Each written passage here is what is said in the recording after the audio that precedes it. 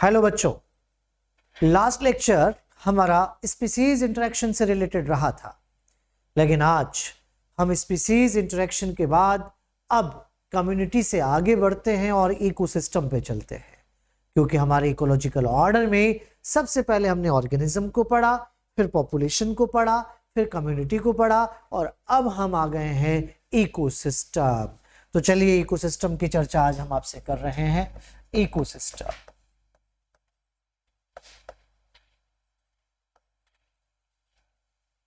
मैंने पहले भी आपको ये समझाया है कि इकोसिस्टम किसी भी पर्टिकुलर एरिया में बायोटिक और एबायोटिक इंटरेक्शन को कहा जाता है।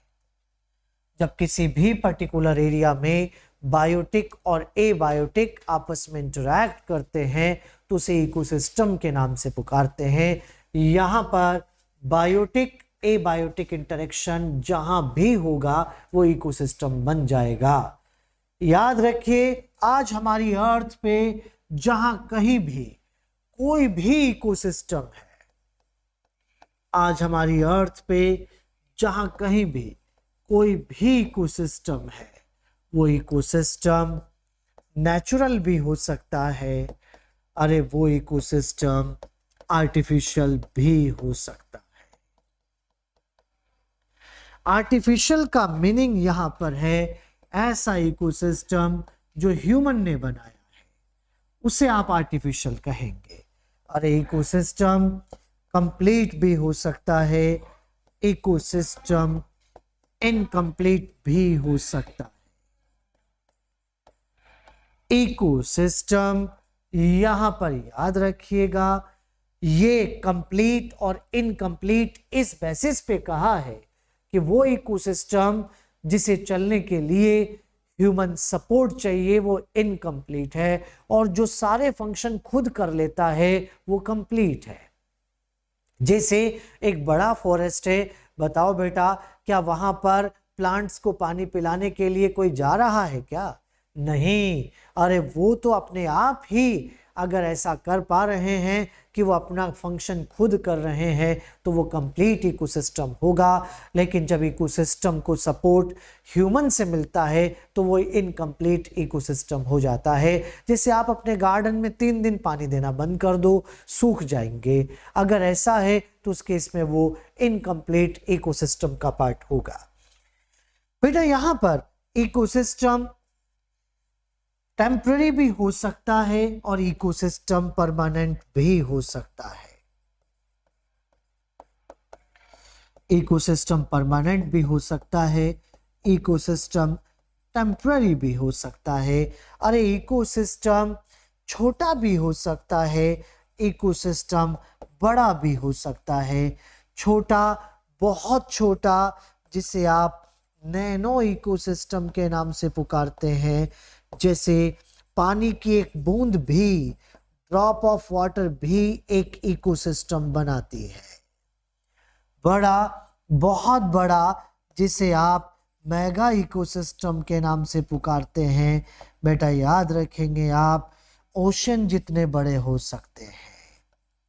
तो यहाँ पर इकोसिस्टम नेचुरल भी हो सकता है, आर्टिफिशियल भी हो सकता है, कंप्लीट भी हो सकता है, इनकम्प्लीट भी हो सकता है, परमानेंट भी हो सकता है, टेम्पररी भी हो सकता है, स्मॉल भी हो सकता है, लार्ज भी हो सकता है। लेकिन याद रखो, ऐसा इकोसिस्टम जो नेचुरल इकोसिस्टम है वही मोस्टली कंप्लीट होगा, वही मोस्टली परमानेंट होगा।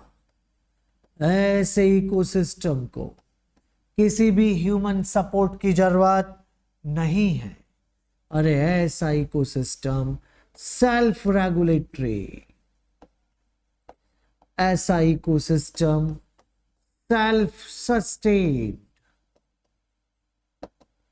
ऐसा इकोसिस्टम सेल्फ मेंटेन्ड होता है।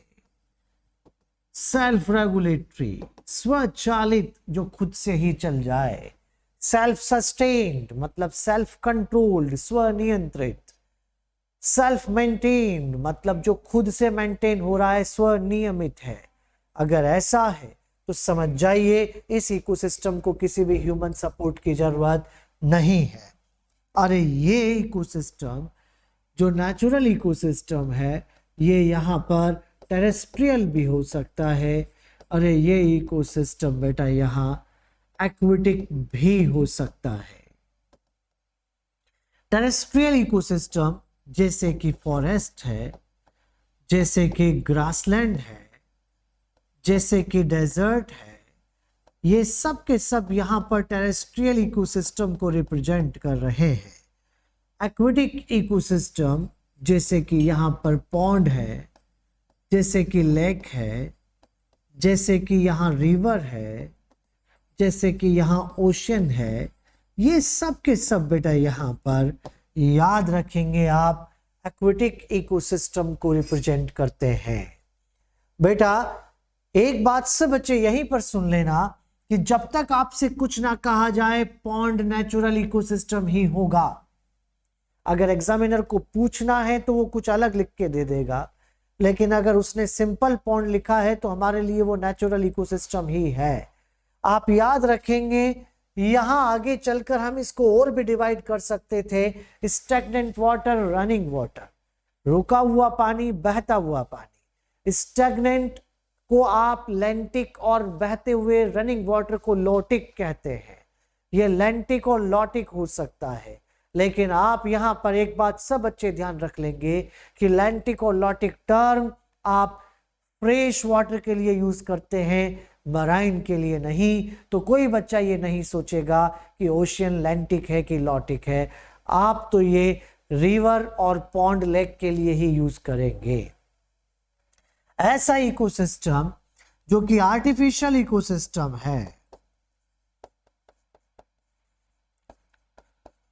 आर्टिफिशियल इकोसिस्टम मोस्टली इनकम्प्लीट होता है। बेटा याद रखो इसे टेम्पररी के नाम से भी पुकारेंगे आप। ये टेम्पररी इकोसिस्टम होगा और ये तभी चलता है जब इसे ह्यूमन सपोर्ट मिलता है। यहां पर आर्टिफिशियल इकोसिस्टम जैसे एक्वेरियम है, जैसे यहां पर क्रॉपलैंड्स है, जैसे गार्डन है, इनको ह्यूमन सपोर्ट चाहिए। एक्वेरियम आप यहां पर दाना डालना बंद कर दो, मर जाएंगे। क्रॉपलैंड में आप इरिगेशन और फर्टिलाइजर बंद कर दो, वो भी मर जाएंगे आगे चलकर, मतलब डिस्टर्ब हो जाएगा। गार्डन्स में पानी देना बंद कर दो। समझ जाइए बेटा, इनको ह्यूमन सपोर्ट चाहिए तभी ये इकोसिस्टम चल रहे हैं। तो इकोसिस्टम नेचुरल और आर्टिफिशियल दोनों है, लेकिन जब एग्जाम में आता है कि एक इकोसिस्टम है तो वो हमारे लिए नेचुरल ही होगा, ये आपको ध्यान रखना है। हम तो पहले अच्छा ही सोचते हैं तो हमारे लिए नेचुरल है, एग्जामिनर कुछ और लिख के देगा तो उस हिसाब से फिर सोचने लग जाएंगे। यहां पर इकोसिस्टम के स्ट्रक्चर उसके कंपोनेंट बनाते हैं। इकोसिस्टम के स्ट्रक्चर उसके कंपोनेंट बनाते हैं और इकोसिस्टम के दो ही कंपोनेंट, बायोटिक और एबायोटिक। बायोटिक कंपोनेंट के अंदर यहां पर प्लांट, एनिमल, माइक्रोब, ये मैंने आपसे पहले कहा था। लेकिन क्योंकि आज हम इकोसिस्टम पढ़ रहे हैं तो क्यों ना इन बायोटिक कंपोनेंट को अच्छा अच्छा नाम दे के पढ़े।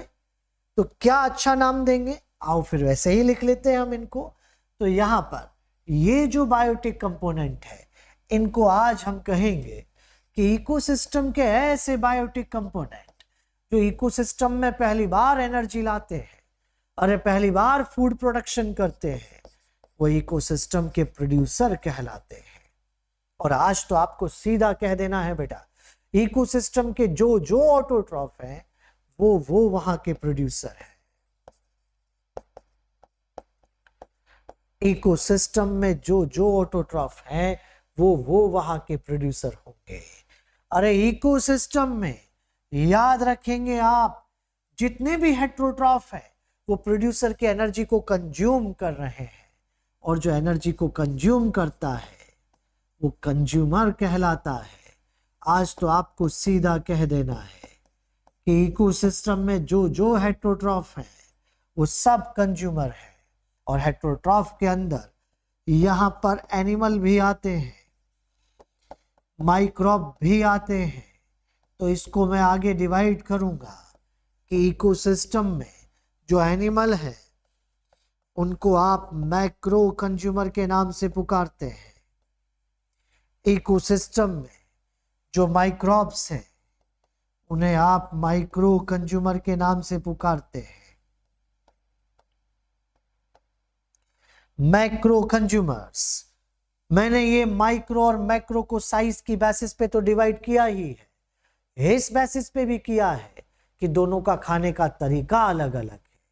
अरे मैक्रो कंज्यूमर्स पहले खाओ फिर पचाओ, माइक्रो कंज्यूमर पहले पचाओ फिर खाओ। मतलब कि बॉडी से बाहर ही एंजाइम सिक्रीट करके एक्स्ट्रा सेलुलर डाइजेशन कर देते हैं, उसको माइक्रो कंज्यूमर कहेंगे। जो पचा के खाते हैं और जो खा के पचाते हैं वो मैक्रो कंज्यूमर्स कहलाते हैं। तो बेटा यहाँ पर आप बच्चे याद रखेंगे कि मैक्रो कंज्यूमर्स को आगे चलकर जो एनिमल्स हैं उन्हें हम डिवाइड करने वाले हैं। ये प्राइमरी कंज्यूमर भी होंगे, ये सेकेंडरी कंज्यूमर भी होंगे, ये टर्शरी या टॉप कंज्यूमर भी होंगे। माइक्रो कंज्यूमर्स डीकंपोजर्स हैं।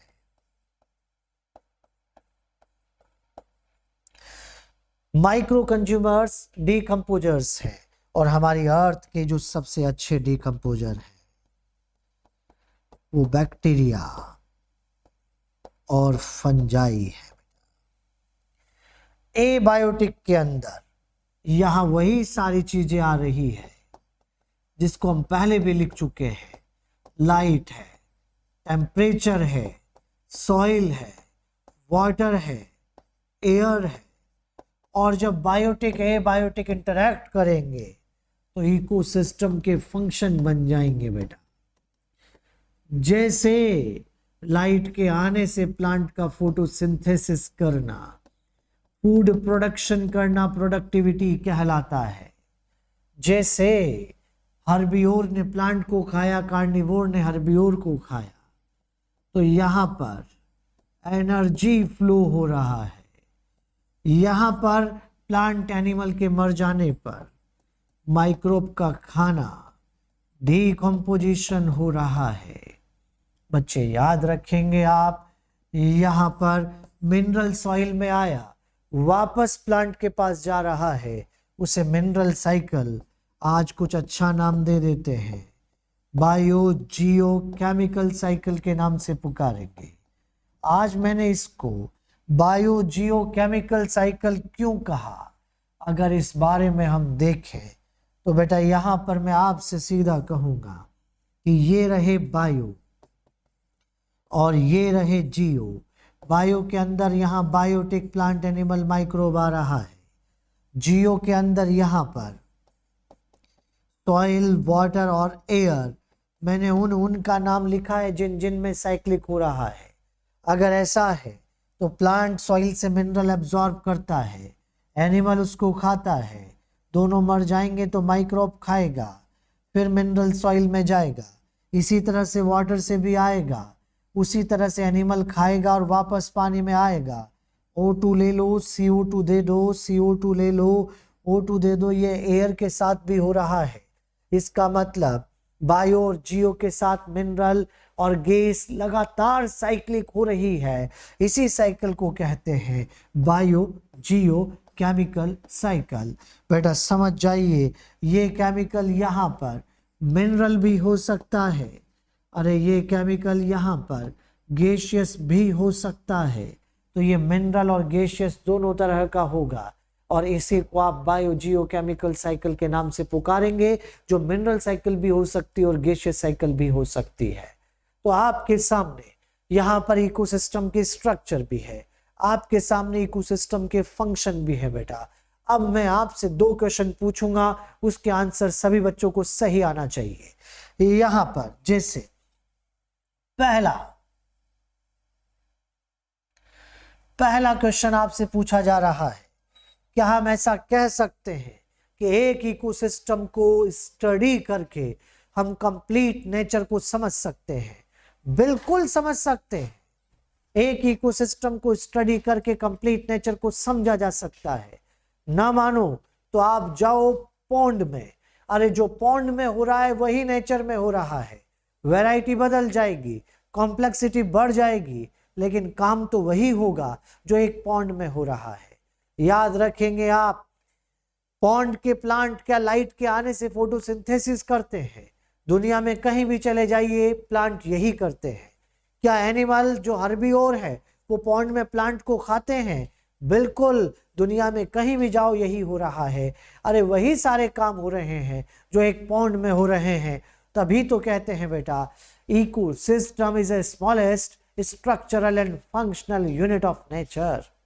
इकोसिस्टम स्मॉलेस्ट स्ट्रक्चरल और फंक्शनल यूनिट है नेचर की, इसी को कहा जा रहा है। तो बेटा यहां पर आप बच्चे ध्यान देंगे, ecosystem is the smallest structural and functional unit of nature.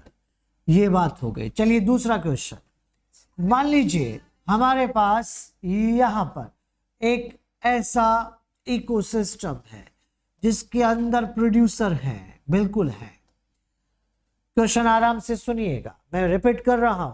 मान लीजिए हमारे पास एक ऐसा इकोसिस्टम है जहां पर प्रोड्यूसर है, जहां पर माइक्रो कंज्यूमर है, जहां पर light, temperature, soil, water, air है, लेकिन एनिमल एक भी नहीं है, ना इंसेक्ट ना कोई दूसरा एनिमल। बताइए क्या ये ecosystem self regulatory, self sustained हो सकता है? बिल्कुल हो सकता है, कोई दिक्कत वाली बात नहीं। अरे इकोसिस्टम को चलने के लिए क्या ये चारों चीजें चाहिए? आप ध्यान से देखो, लाइट आ रही है, प्लांट फोटोसिंथेसिस कर रहे हैं, उसे प्रोडक्टिविटी कहेंगे। यहां से पत्ती टूटी, यहां माइक्रोब खा रहे हैं तो एनर्जी फ्लो, डिकम्पोजिशन दोनों हो गया। मिनरल आएगा और मिनरल जाएगा, इसे आप यहां पर बायो जियो केमिकल साइकिल के नाम से पुकारेंगे। अगर ऐसा हो रहा है तो आप कह दीजिए बेटा, ये सब बच्चों को स्पेशली यहां पर ध्यान रखना पड़ेगा। essential biotic component of an ecosystem, essential biotic component of an ecosystem। याद रखेंगे सभी बच्चे, इकोसिस्टम के essential biotic component producer and micro consumer.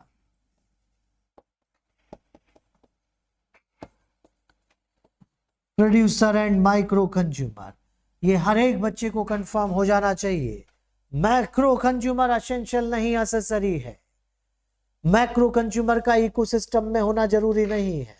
आज कह दो रे हमारी अर्थ के सारे एनिमल से मर जाओ, हमारी अर्थ और ग्रीन हो जाएगी। इन्होंने तो आकर खाकर कम ही किया है। लेकिन जैसे ही मैंने ये कहा, कुछ बच्चों के मन में चिंता हो गई कि सर अगर सारे एनिमल्स मर जाएंगे तो पॉलिनेशन कौन करेगा? उन बच्चों को मैं क्लियर कर देता हूं, बेटा एल्गी से लेकर जिम्नोस्पर्म तक किसी भी एनिमल की जरूरत नहीं है, क्योंकि आप जानते हैं एल्गी, ब्रायो, टेरिडो सिर्फ पानी चाहिए मेल गैमेट को जाने के लिए, और जिम्नो सिर्फ हवा चाहिए पॉलिनेशन के लिए। स्ट्रिक्टली एनिमोफिली मिलती है वहां पर। एंजियोस्पर्म में भी बहुत सारे हैं जो एयर और वाटर से पॉलिनेट होते हैं। वो मर जाओ जो इंसेक्ट और एनिमल से पॉलिनेट होते हो, बाकी तो रहेंगे ना। समझ जाओ रे बेटा, एनिमल्स का होना एसेंशियल नहीं है, एसेंशियल नहीं है। फिर आप कहेंगे कि ठीक है सर, एक और चिंता हुई, कार्बन डाइऑक्साइड कहां से आएगी? अरे बेटा प्लांट भी तो रिलीज करते हैं CO2 को, वो तो सिर्फ फोटोसिंथेसिस में उसे एब्जॉर्ब करते हैं, लेकिन वो रेस्पिरेशन में तो लगातार उसे छोड़ते रहते हैं। और माइक्रोब्स भी तो रेस्पायर करते हैं, वहां से भी तो CO2 आएगी, तो वो चिंता भी आपको नहीं होनी चाहिए। लेकिन हाँ, तीसरी एक और चिंता बच्चों को हो रही होगी कि फिर जरूरत ही नहीं थी तो फिर आए क्यों। ऊपर वाला कोई भी काम बिना लॉजिक के नहीं करता है। जब ऊपर वाले ने एनिमल्स को, मैक्रो कंज्यूमर्स को भेजा है तो कोई तो लॉजिक होगा।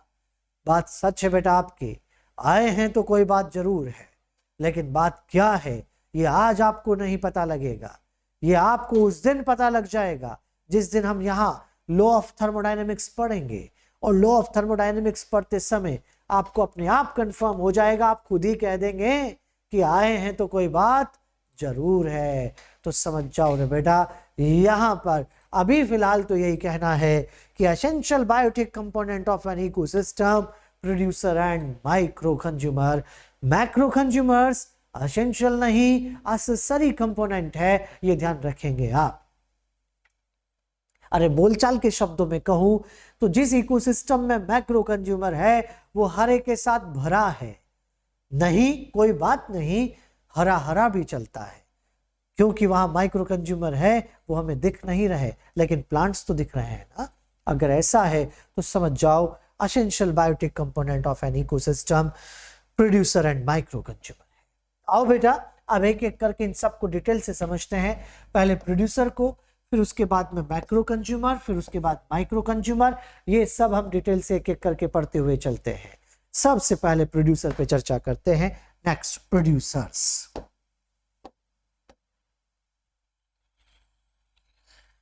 मैंने अभी थोड़ी देर पहले ही आपसे कह दिया था कि प्रोड्यूसर वो है हमारी अर्थ पे जो ऑटोट्रॉफ वो प्रोड्यूसर है। अगर सारे ऑटोट्रॉफ प्रोड्यूसर हैं तो ग्रीन प्लांट तो आएंगे ही सही। ग्रीन प्लांट तो आएंगे ही सही। यहां पर फोटो और कीमो ऑटोट्रॉफिक बैक्टीरिया भी आएंगे।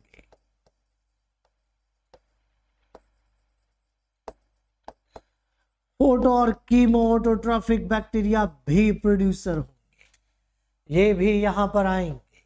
अगर ऐसा है तो बेटा यहां ग्रीन प्लांट भी प्रोड्यूसर है और जो ऑटोट्रॉफिक बैक्टीरिया है वो भी प्रोड्यूसर है। लेकिन ऑटोट्रॉफिक बैक्टीरिया बहुत स्वार्थी, सेल्फिश है।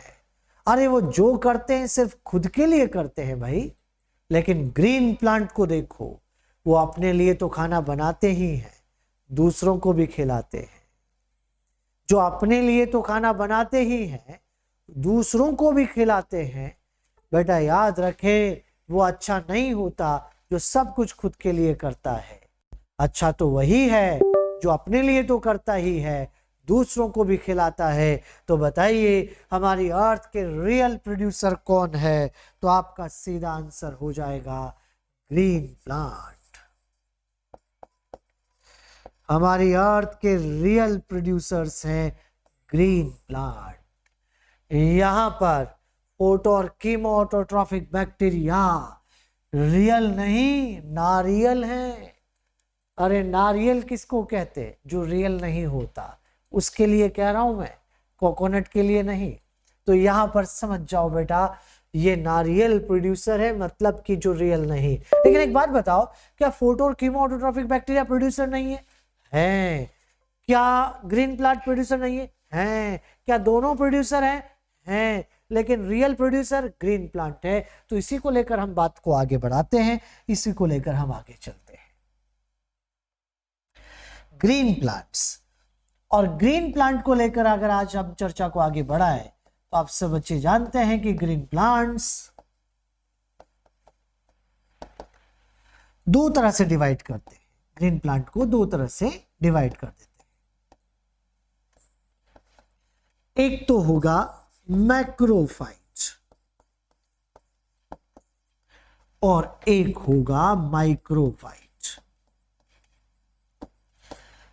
सीधी बात है, जो टेरेस्ट्रियल एरिया के प्रोड्यूसर हैं उन्हें मैक्रो, और जो एक्वेटिक एरिया के प्रोड्यूसर हैं उन्हें माइक्रो कहते हैं। टेरेस्ट्रियल एरिया के प्रोड्यूसर मैक्रो, एक्वेटिक वाले माइक्रो। मोस्टली क्योंकि यहाँ 100 मीटर लॉन्ग फिलामेंट वाली ग्रीन ब्राउन एल्गी भी हो सकती है, ब्राउन एल्गी जिसका नाम ही मैक्रोसिस्टिस है, वो काई की माइक्रो। यहां पर चलिए इनको हम देखें, और इसके लिए बेटा यहां सबसे पहले आप इधर टेरेस्ट्रियल एरिया में हैं, तो टेरेस्ट्रियल एरिया में हमने कहा कि ये रहे बड़े बड़े से ट्रीज,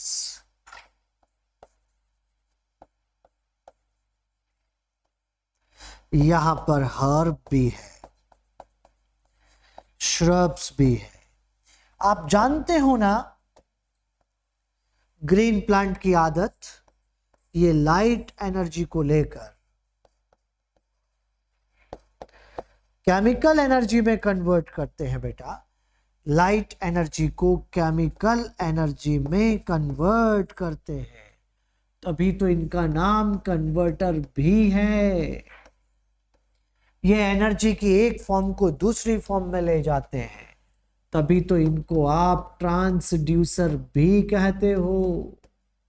अरे ये कन्वर्टर भी है, ट्रांसड्यूसर भी है। इन्होंने यहां लाइट एनर्जी को केमिकल एनर्जी में कन्वर्ट किया, और लाइट एनर्जी का केमिकल एनर्जी में जाना फोटोसिंथेसिस भी कहलाता है। लेकिन वो फोटोसिंथेसिस जो यूनिट एरिया यूनिट टाइम में हो रहा है, जो यूनिट एरिया यूनिट टाइम में होता है, उसे आप प्रोडक्टिविटी के नाम से भी पुकारते हैं, प्रोडक्टिविटी भी कहते हैं बेटा। यहां पर चलिए तो फिर इसको भी हम यूनिट एरिया लेकर समझ ही लेते हैं। तो हमने यहां पर एक यूनिट एरिया ले लिया, मान लीजिए 10 मीटर स्क्वायर का एरिया लिया है। सबसे पहले आप बच्चों से पूछा कि यहां पर टोटल कितने प्लांट है, तो आपने कहा कि सर एक ट्री है, बाकी हर्ब श्रब इनको मिला के टोटल 100 प्लांट्स यहां पर हैं। मान लिया भाई। अब 1 साल का टाइम दे दो, 1 साल बाद इन्होंने यहाँ 1000 किलो कैलोरी पर 10 मीटर स्क्वायर पर ईयर प्रोडक्शन किया है। मतलब कि unit area unit time unit area total production, year time है, ये रहा area, unit time unit area total production ही तो प्रोडक्टिविटी होगा। तो 1000 किलो कैलोरी मान लीजिए यहाँ का प्रोडक्शन आ रहा है। हम प्रोडक्टिविटी को एनर्जी और मास दोनों में देख सकते हैं। अगर मैं ग्राम किलोग्राम में लिखता तो वो मास होता, अगर मैंने किलो कैलोरी जूल में लिखा है तो वो एनर्जी है बेटा। तो यहाँ मैंने एनर्जी की फॉर्म में बता दिया। और अब इधर की तरफ आप एक्वेटिक एरिया में जाते हैं तो यहाँ ये देखिए, यहाँ पर ये रहा पानी, और यहाँ के छोटे छोटे से प्लांट जो फाइटोप्लैंक्टन के नाम से पुकारे जा रहे हैं, माइक्रोस्कोपिक हैं। यहां पर वैसे ही यूनिट एरिया ले लीजिए, उतना ही 10 मीटर स्क्वायर लिया। सबसे पहले आप बच्चों से पूछा कि इस 10 मीटर स्क्वायर एरिया में यहां पर टोटल कितने प्लांट होंगे। आपने कहा कि सर एरिया उतना ही है, लेकिन ये छोटे हैं, माइक्रोस्कोपिक हैं, तो इनके नंबर ज्यादा होंगे। और ये यहाँ उतने ही एरिया में 1,00,000 प्लांट्स बेटा यहाँ पर है। ओहो, क्वेश्चन आ गया। इस क्वेश्चन में आप बच्चों से पूछा जा रहा है कि maximum number of producer, maximum number of producers in unit area, maximum number of producer in unit area. आपके ऑप्शन है जिसमें पहला आपको फॉरेस्ट लिखा, दूसरा आपको ग्रासलैंड लिखा, तीसरा आपको यहां डेजर्ट लिखा, और नेक्स्ट बेटा यहां पर आपको पॉन्ड लिखा है। यहां पर बच्चे आप ध्यान दीजिए, यहां पर आपको नंबर बताना है यूनिट एरिया में, और जब नंबर बताएंगे यूनिट एरिया में तो वो सबसे ज्यादा होगा। जो छोटा है तो आपका आंसर पॉन्ड होगा।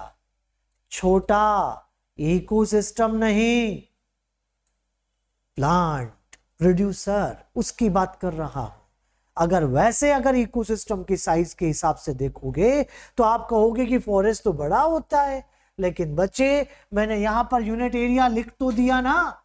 अरे जितना एरिया यहां लोगे उतना एरिया यहां, उतना यहां, उतना यहां, बराबर का एरिया लेना है। फिर कौन ज्यादा होगा नंबर में?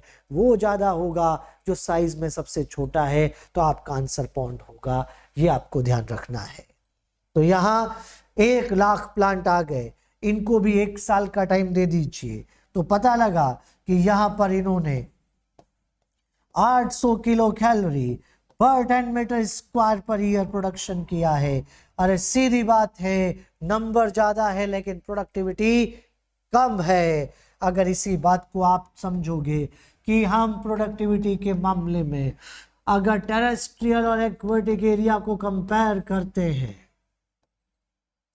हम प्रोडक्टिविटी के मामले में अगर टेरेस्ट्रियल और एक्वेटिक एरिया को कंपेयर करते हैं, तो बताइए अगर यहां पर टेरेस्ट्रियल और एक्वेटिक दोनों हैं तो बताओ रे, टेरेस्ट्रियल एरिया में एक्वेटिक एरिया में कहां का बायोमास ज्यादा होगा?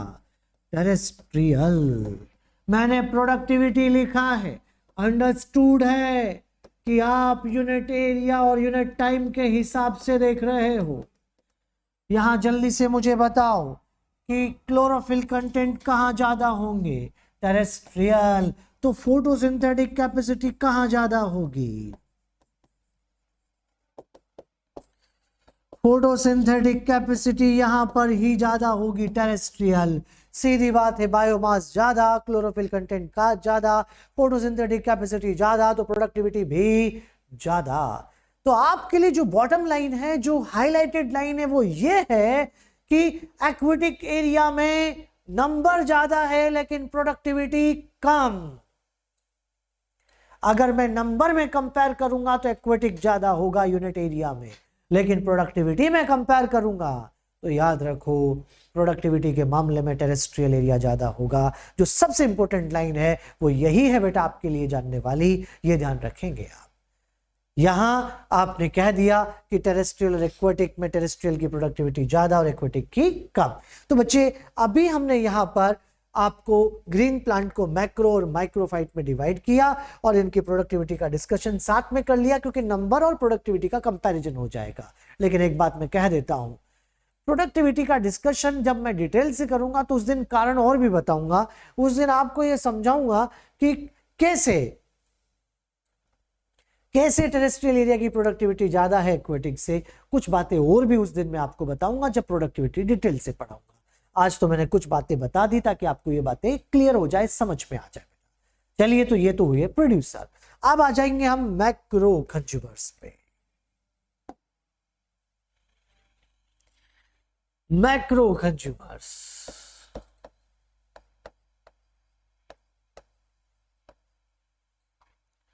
जिन्हें कि हम एनिमल्स के नाम से पुकारते हैं, जिन्हें कि हम फैगोट्रॉफ भी कहते हैं, जिन्हें हम होलोजोइक भी कहते हैं। फैगोट्रॉफ पहले खाओ फिर पचाओ। पहले खाओ फिर पचाओ, वो है फैगोट्रॉफ। यहां पर याद रखो, आज हम इनको डिवाइड करते हैं प्राइमरी, सेकेंडरी, टर्शरी या टॉप कंज्यूमर। प्राइमरी कंज्यूमर उसे कहा जाता है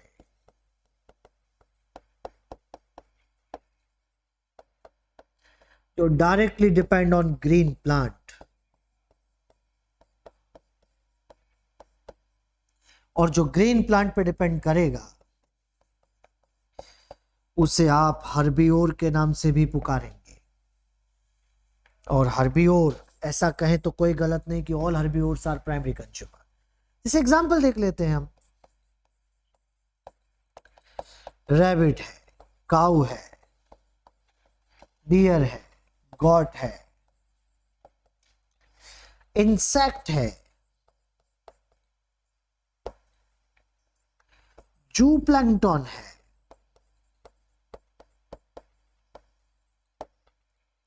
रेट है, ये सब के सब यहां प्राइमरी कंज्यूमर है।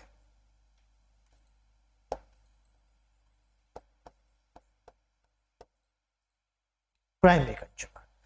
अब आते हैं सेकेंडरी,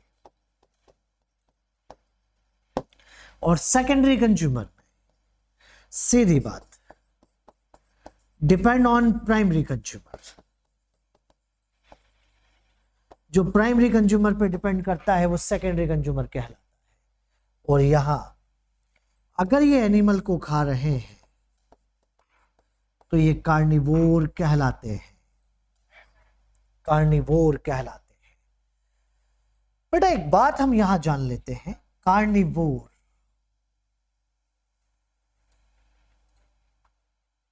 वैसे एक बात है, कार्निवोर वो होते हैं जो मांस खाते हैं। मैंने ये तो नहीं कहा कि उन्होंने मार के खाया कि मरा हुआ खाया। अरे कार्निवोर प्रेडेटर भी है और कार्निवोर स्कैवेंजर भी है, क्योंकि दोनों ने खाया तो मांस ही। मार के खाओ चाहे मरा हुआ खाओ, दोनों को कार्निवोर कहेंगे। स्कैवेंजर जिसके एग्जाम्पल आप जानते ही हो, वल्चर है, बहुत बढ़िया एग्जाम्पल, क्रो है, यहां पर वल्चर है, क्रो है। मैं दोबारा लिखता हूं आपके लिए एग्जाम्पल।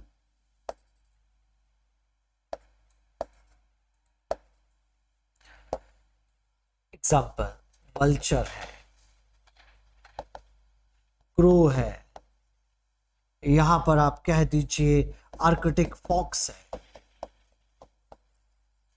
ये सब के सब स्कैवेंजर है। तो कार्निवोर प्रेडेटर भी हो सकते हैं, स्कैवेंजर भी हो सकते हैं, लेकिन ये वाले कार्निवोर प्रेडेटर है।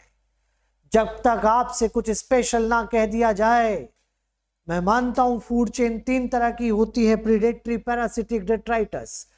जो प्रीडेशन से चलती है वो प्रीडेटरी है, और जो पैरासाइट होगा वो पैरासिटिक होगी, और जो मरे हुए मटेरियल से चलेगी डेट्राइटस। जब तक आपको कुछ ना कहा जाए आपके लिए फूड चेन प्रीडेटरी होती है, तो ये वाले कार्निवोर प्रीडेटर होंगे। और जब ये वाले कार्निवोर प्रीडेटर है तो मैं यहां पर प्रीडेटर के ही एग्जाम्पल लिखूंगा।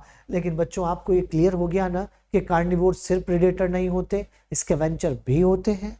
और प्रीडेटर के एग्जाम्पल अगर यहां लिखूं तो यहां पर मैं वुल्फ का नाम लिखूंगा, यहां पर मैं फिश का नाम भी लिखूंगा, यहां पर मैं फ्रॉग भी लिखूंगा, यहां पर मैं स्नैक भी लिखूंगा, यहां पर डॉग भी आएगा, यहां पर कैट भी आएगी।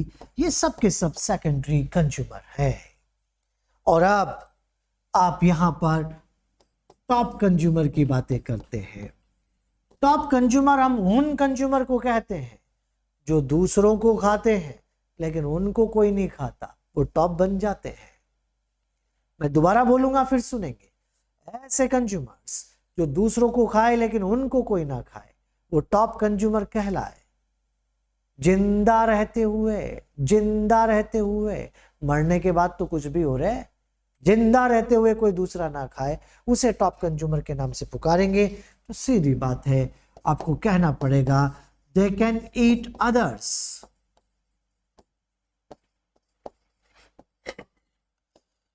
but not eaten by others।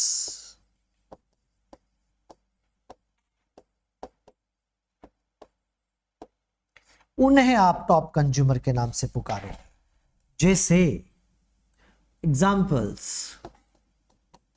Lion, hawk, shark, tiger, eagle, crocodile,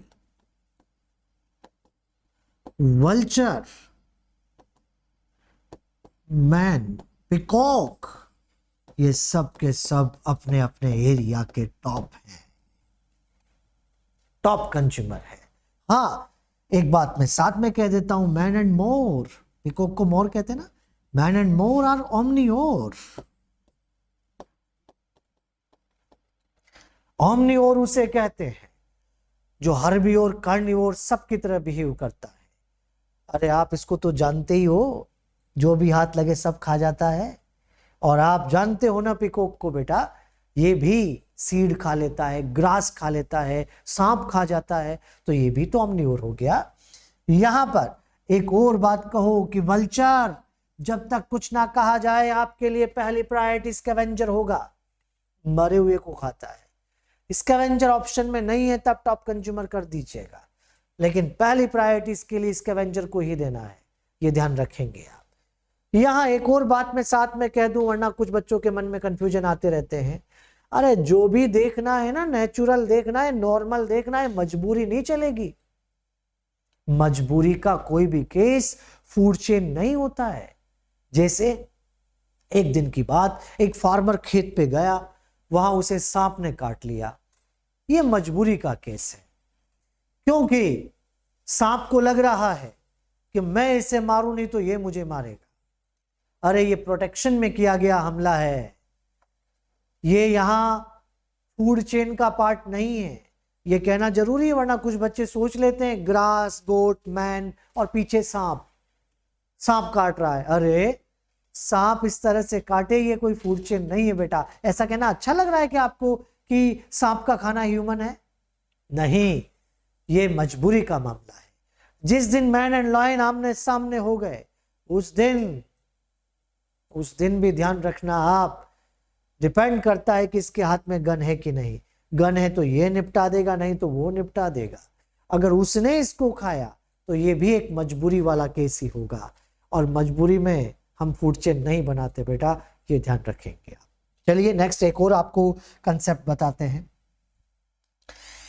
जब भी कोई आपको T1 पे मिलता है तो आप कह देना प्राइमरी कंज्यूमर, ओ सॉरी प्रोड्यूसर। T1 मिलेगा तो प्रोड्यूसर। जब भी कोई आपको T2 मिले तो आपको कहना है प्राइमरी कंज्यूमर। जब भी कोई आपको T3 मिले तो आपको कहना है सेकेंडरी कंज्यूमर। अब देखो रे, T4 पे ये X कौन आया? अगर इसे आगे खाया जा सकता है तो टर्शरी, नहीं तो ये टॉप कंज्यूमर है। अगर आगे नहीं खा सकते तो टॉप, और खा सकते हैं तो टर्शरी। सीधी बात है। स्टेटमेंट आ रहा है, सब बच्चे ध्यान से सुन लेंगे। Primary consumer, secondary consumer, tertiary consumer कहना, प्रॉफिट लेवल बताना। अरे टॉप कंज्यूमर कहना फूड चेन को रोकना होता है कि अब कोई नहीं आएगा। तो यहां पर टॉप कंज्यूमर फूड चेन को रोकने के लिए आया है, ये ध्यान रखेंगे। जैसे मान लीजिए एक फूड चेन आपके सामने है, हम लिखते हैं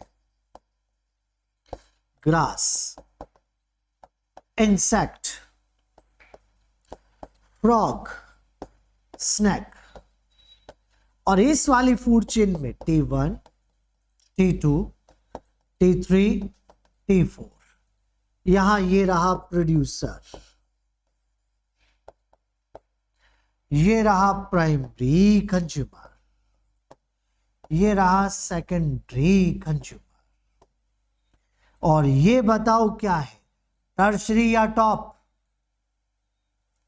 मैंने स्नैक लिखा है, एनाकोंडा नहीं, टर्शरी कंज्यूमर, क्योंकि इसे आगे की तरफ हॉक या पिकॉक खा सकता है। ये T5, और अब इसे आप टॉप कंज्यूमर के नाम से पुकारेंगे, टॉप कंज्यूमर कहेंगे। बेटा फूड चेन को ध्यान से देखो और मेरा नेक्स्ट स्टेटमेंट सुनो। हॉक अपनी फूड चेन का, ये हॉक अपनी फूड चेन का, देख पा रहे हैं आप, ये हॉक अपनी फूड चेन का क्वाटनरी कंज्यूमर भी है। क्वाटनरी, टर्शरी के बाद क्वाटनरी आता है, भी बोला है मैंने, भी। हॉक अपनी फूड चेन का क्वाटनरी कंज्यूमर भी है, लेकिन इसे क्वाटनरी ना कह के टॉप कहना ज्यादा अच्छा है, क्योंकि अभी बताना जरूरी है कि फूड चेन रुक चुकी है। सही है? हेलो, समझ में आ रहा है? इसको क्वाटनरी कंज्यूमर ना कह के टॉप कहना ज्यादा अच्छा है, क्योंकि ये बताना जरूरी है कि फूड चेन रुक चुकी है। तो बेटा समझ जाइए, ये यहाँ पर टॉप कंज्यूमर के नाम से पुकारा जाएगा। क्वार्टनरी भी है क्योंकि टर्शरी के बाद क्वार्टनरी आता है। चलिए मैं कुछ स्टेटमेंट लिखता हूं, सही और गलत का फैसला आप ही करेंगे। Select the correct statement. Question आ गया है आपके सामने।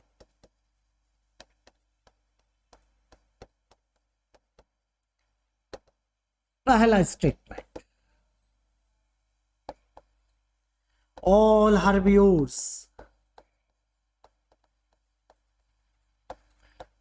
herbivores are primary consumer, सही है। दूसरा, all carnivores are not predator। अच्छा बताओ सही है कि गलत है? ये मैंने क्या लिखा? सारे कार्निवोर प्रीडेटर नहीं होते, नहीं होते। बात सही है क्योंकि स्कैवेंजर भी तो होते हैं भाई। कार्निवोर प्रीडेटर, सारे कार्निवोर प्रीडेटर थोड़ी, स्कैवेंजर भी है। सही है। तीसरा, all predators are not carnivore. सारे प्रीडेटर कार्निवोर नहीं है क्योंकि आजकल तो हर्बिवोर भी प्रेडेटर है। स्पैरो सीड खाती है तो वो भी तो प्रेडेटर ही होती है। तो ये भी सही है। तो हमारा आंसर फोर्थ हो जाएगा, ऑल ऑफ द अबव या ऑल ऑफ दीज, जो भी कहे। तो यहां पर इस तरह से आपको ये सारे स्टेटमेंट सही यहां पर मिले हैं, ये ध्यान रखेंगे। तो आज मैंने आपसे वो बातें कर ली जो कि इंट्रोडक्टरी पार्ट है मैक्रो कंज्यूमर्स का। बेटा हम नेक्स्ट लेक्चर में कुछ वो केस देखेंगे जहां पर हमें ये बताना है कि किसे जिसे देखकर समझ में नहीं आ रहा कि यार प्राइमरी होगा कि सेकेंडरी कंज्यूमर होगा क्या। कुछ स्पेशल केस की बातें करेंगे, जैसे plant parasite, animal parasite, insectivorous plant and many more, और भी केसेस आएंगे। इसके लिए आपको जुड़े रहना पड़ेगा हमसे। इसके लिए आपको एक कंटिन्यू आगे के लेक्चर को देखना पड़ेगा। आज के लिए इतना ही ठीक है बेटा। हम लगातार बने रहेंगे आपके साथ Kota pulse by Unacademy. Thank you.